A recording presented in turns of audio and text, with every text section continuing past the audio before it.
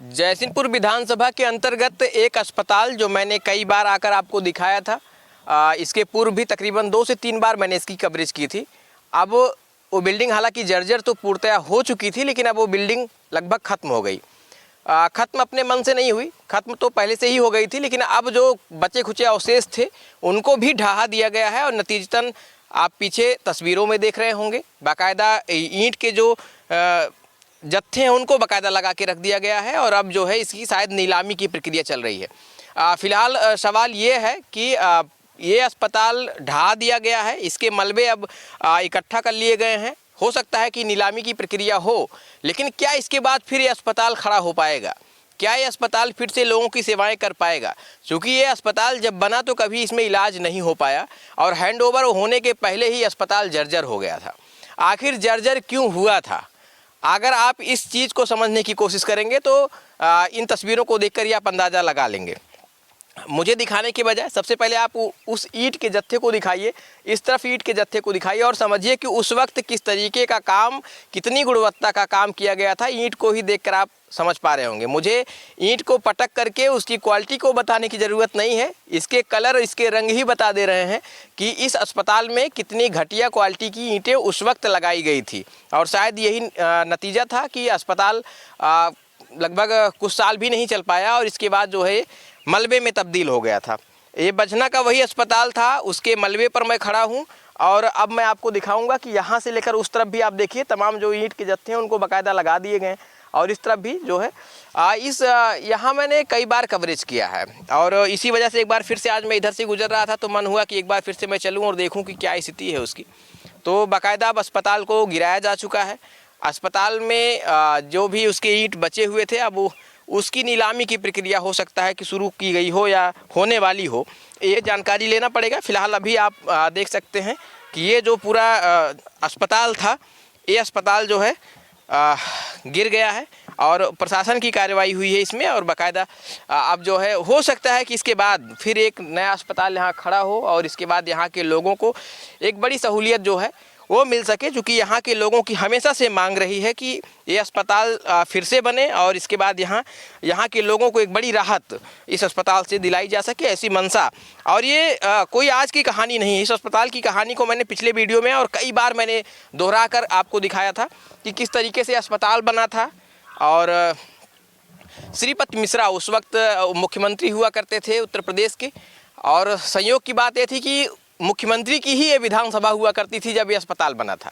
श्रीपत मिश्रा इसी विधानसभा के रहने वाले थे और वो यहाँ से गुजर रहे थे, शायद लखनऊ या फिर बनारस कहीं जा रहे थे। तो यहाँ के लोगों ने बाकायदा पीढ़ी चौराहे पर उनको रोक लिया था, मुख्यमंत्री के काफिलों को रोक लिया था, और रोकने के बाद मांग की थी कि यहाँ पर एक अस्पताल बने। और जिसके बाद श्रीपत मिश्रा जी ने उसी वक्त लेटर पैड लिख कर दिया था और कहा था कि अस्पताल बनाया जाए।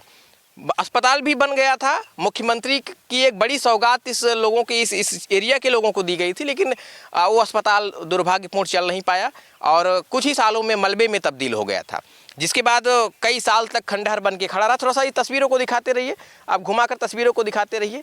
ये जो आप ईंट देख रहे हैं, कभी ये अस्पताल था और ये मुख्यमंत्री के द्वारा दिया गया अस्पताल था, यानी उस वक्त तत्कालीन जो मुख्यमंत्री थे उनके द्वारा दिया गया ये अस्पताल था। और आप समझिए कि कितनी थर्ड क्वालिटी की ईंटें। अच्छा, मुझे ये लगता है कि क्या कोई भवन या कोई बिल्डिंग बहुत पुरानी हो जाए तो इसका मतलब ये नहीं होता है कि उसमें बाद में ईंटें पीली हो जाएंगी या उसकी क्वालिटी कम हो जाएगी। ये क्वालिटी अगर आप पहले ही कम क्वालिटी की ईंटें लगाएंगे तो मुझे लगता है कि ये देखिए चिटक गया, ये देखिए, तो पहले ही इसमें घटिया क्वालिटी की ईंटें लगाई गई थी। और उस वक्त ना जाने क्यों लोग पता नहीं इन भ्रष्टाचार पर आवाज़ शायद नहीं उठाए रहे होंगे, और यही वजह है कि ये अस्पताल जो है मलबे में तब्दील हो गया था और समय से पहले ख़त्म हो गया था। फिर इसके बाद जो यहाँ के युवा हैं इस ग्राम सभा के, वो बहुत तारीफ़ के काबिल हैं। उन लोगों ने इस याद आया लोगों को अचानक सा कि एक अस्पताल है और उसको फिर से क्यों ना बनवा दिया जाए। और इसके बाद जब हमसे संपर्क किया गया, मेरे द्वारा सुर्खियों में आया, चर्चाओं में आया, उस वक्त तत्कालीन सांसद मेनका गांधी जी द्वारा भी प्रयास किया गया कि इस अस्पताल को ढहा करके और एक बार फिर से जो है इस नए अस्पताल का स्वरूप दिया जाए, ऐसी मंशा थी उनकी। हालांकि इस बार वो जीत नहीं पाई। अब संसदीय क्षेत्र ये विपक्ष के पाले में है, लेकिन हालांकि अब ये अस्पताल की कार्रवाई देखकर ऐसा लग रहा है कि चल रही है और अस्पताल अब गिराया गया है।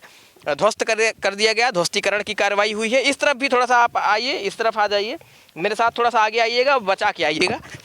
आप ये देख सकते हैं इस तरफ भी जो है बहुत दूर तक ये अस्पताल बाकायदा बनवाया गया था, लेकिन उस वक्त घटिया क्वालिटी की ईंटें, घटिया क्वालिटी के मसाले और घटिया क्वालिटी के निर्माण की वजह से अस्पताल जो है गिर गया और जो कभी चल नहीं पाया।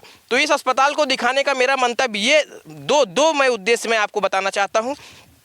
पहला उद्देश्य तो ये है कि अगर आप आवाज़ उठाएंगे, अगर आप टोका टाकी करेंगे, अगर आप परिवर्तन करना चाहते हैं, तो मुझे लगता है कि परिवर्तन होकर ही रहेगा। आज नहीं तो कल, कल नहीं तो परसों, परसों नहीं तो अगली साल, लेकिन परिवर्तन होगा। दूसरा उद्देश्य ये था कि मैं आपको बता सकूं कि ये अस्पताल बेहद महत्वपूर्ण है इस एरिया के लिए, और इस अस्पताल को एक बार फिर से खड़ा होना चाहिए, और इसके लिए सबको एकजुट होकर आवाज़ उठानी चाहिए। चाहे वो विधायक हो यहाँ के, चाहे वो सांसद हो, चाहे ब्लॉक प्रमुख हो, चाहे आम नागरिक क्यों ना हो, इस गांव का ग्राम प्रधान ही क्यों ना हो, सबको जो है एकजुट होकर आवाज़ उठानी चाहिए कि इस अस्पताल को बनाया जा सके।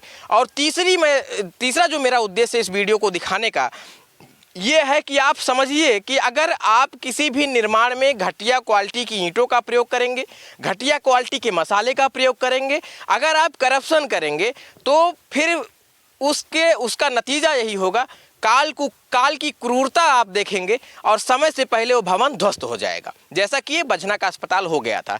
फिलहाल अब उम्मीद ये करता हूँ कि ये अस्पताल ध्वस्त होने के बाद फिर से खड़ा होगा, यहाँ दवाई की पुड़िया मिलेगी, लोगों को इलाज मिल सकेगा, समुचित लाभ लोगों को मिलेगा, और लोग जो है इसको बाकायदा बढ़िया तरीके से निर्माण कराएंगे। ये जो पीली ईंटें आप देख रहे हैं, पीली ईंटों का जत्था पूरा जो रखा हुआ है, दुर्भाग्य देखिए कि मुख्यमंत्री द्वारा दी गई सौगात में इतनी घटिया क्वालिटी का काम उस वक्त कराया गया था। अब कौन थे क्या था वो मेरा ज़माना नहीं था, लेकिन अब ये मेरा समय है, मेरा ज़माना है, हम युवाओं की पीढ़ियों का ज़माना है। तो यहाँ से हम लोग अपनी आवाज़ रखेंगे और प्रयास ये रहेगा कि इस अस्पताल का निर्माण भव्य और बेहतर तरीके से किया जा सके, जिससे यहाँ के लोगों को एक व्यवस्थित लाभ मिले। फिलहाल लगातार मैं ऐसी तस्वीरों को दिखाता रहता हूँ और आवाज़ उठाता हूँ, और आपसे भी मैं यही गुजारिश करूँगा कि मेरे साथ साथ आप भी अपनी आवाज़ को मिलाइए, आप आवाज़ उठाइए। आपको टोका टाकी से कोई नहीं रोक सकता, आपके संविधान ने आपको अधिकार दिया है, आप बोलिए तो सही, आप कुछ कहिए तो सही।